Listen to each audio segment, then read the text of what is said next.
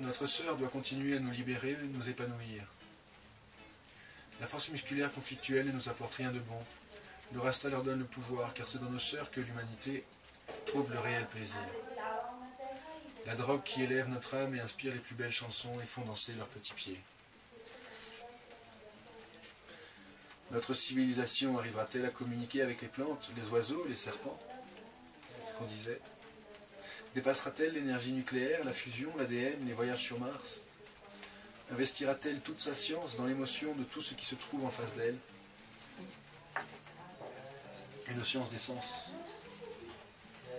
Une science des sciences, sans conscience. Ben là, c'est avec conscience, puisque c'est nos sens qui expérimentent la nature.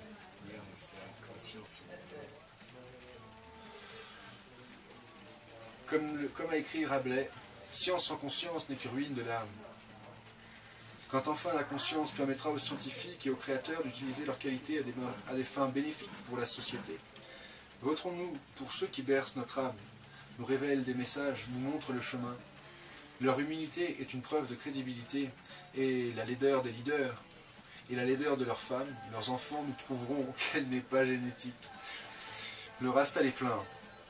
Le Rasta se trompe-t-il si son intuition lui dit que tous les présidents auraient sans doute tout donné pour éliminer ce complexe et pour une heure devenir percussionniste? Sourire autour de soi, avoir les muscles tendus et chauds, son sac plein d'amour et les poches vides. Le bonheur qui remplit le cœur d'un homme est son unique retraite, sa seule sécurité. Le Rasta frissonne en pensant que la vie des gouvernants est fragile. Une larme retenue à l'adolescence, perdre toute valeur éthique et plonger dans cette dépression,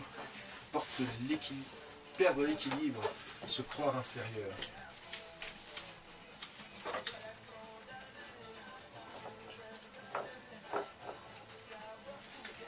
De n'avoir à courir pour un temps toujours trop court vers des compensations de cette humiliation.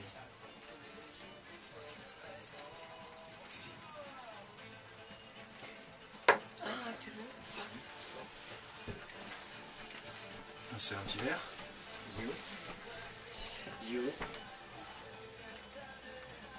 Là où tu le relis ce texte, qu'est-ce que je le kiffe. Attends, c'est pas fini. Alors, le Rasta ne croit pas en l'échec de la nature qui suffirait à elle toute seule pour en expliquer la destruction. Les forces de l'âme sont bien plus créatrices de beauté. Boum. La tienne. Bravo. Boum. Une feuille là. Quoi? Tu peux me la mettre là? Si, je pense que si. Ici. Bien sûr.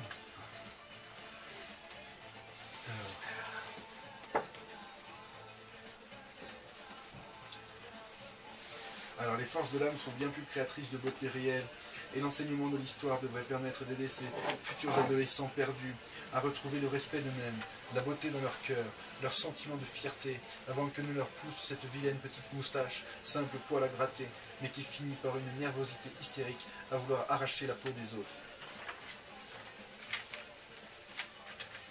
Le Rasta conscient qu'il n'y a pas de liberté d'expression dans Babylone, il attend ce jour, où comme lui, les êtres humains pourront dire le paradis est ici et maintenant, et rire de tous les stupides noms de Dieu et les montagnes de mensonges qui emprisonnent son frère arabe, juif, chrétien, et de tous ses frères si doux, sans aucune violence, de toute l'histoire de la terreur humaine. Aucune n'a dépassé le nombre de morts par accident de voiture au cours d'un week-end européen. Babylone s'entretue bien plus facilement que tous les messages de toutes ces contre-informations que les vieux journalistes veulent faire croire à nos frères. Mon père me disait, le continent le plus doux et le plus non-violent est l'Afrique. Seul survivant avec sa sœur jumelle des camps de concentration, il aimait par-dessus tout ce continent pour ce mélange sans frontières et cette nouvelle génération multiculturelle qui grandissait devant lui. On dit que l'Afrique est le berceau de l'humanité. Elle va se terminer l'adolescence de ces hommes et aperçoit à l'horizon les adultes après cette longue crise oedipienne qui viennent enfin jouir intensément de chaque instant de notre unique et grande richesse, la vie.